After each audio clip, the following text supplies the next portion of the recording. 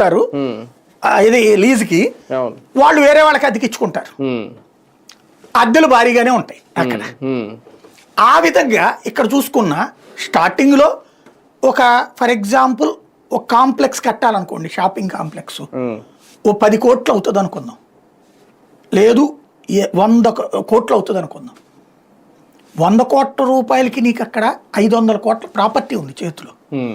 ఒక్కొక్క షాపోడు ఓ 25 లక్షలు ఇచ్చిన 100 షాపుల మీదన 250 కోట్లు సంపాదించుకోవచ్చు కదా నువ్వు. తీసుకెళ్లేసి ఆ కన్స్ట్రక్షన్ కాస్ట్ వచ్చేసినట్టే కదా నీకు. ప్లస్ 150 నీకు చేతిలో రెడీలో క్యాష్ మిగులుద్ది కదా. ప్లస్ నెల నెల అద్దె వచ్చేస్తుంది. సంపద అంటే ఇది ఆర్టీసీకి సంపదేగా.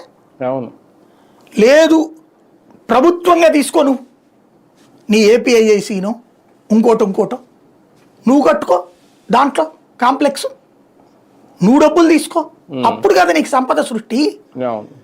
లూలు వాడికి ఇచ్చేది ఏందండి? లూలు వాడు 1 కోటి ఇస్తాడు అనుకుందాం, ఫ్రీగా ఇస్తారు. ఇప్పుడు అది వాళ్ళకి ఫ్రీగా ఇస్తారో లేకపోతే మొన్నటికి మళ్ళీ రూపాయికి ఇస్తారో, లేకపోతే గనక 1 కోటి రూపాయలు ఏడాదికి లీజ్ అంటారో తెలియదు. అంటే అలాంటి 1 కోటి రూపాయలకి ఇచ్చిన వేస్టే కదా అది. అక్కడ అంత సెంటర్లో ఇవ్వడం వల్ల ట్రాఫిక్ కూడా ఇబ్బంది అవుతుంది కదా. మరి అదే చెప్పేది. అసలు అక్కడ మీకు రామవరపాడు ప్రసాదంపాడు దాటిన తర్వాత అనుకుంటా బెస్ట్ ప్రైస్ అవును ఎక్కడ దగ్గర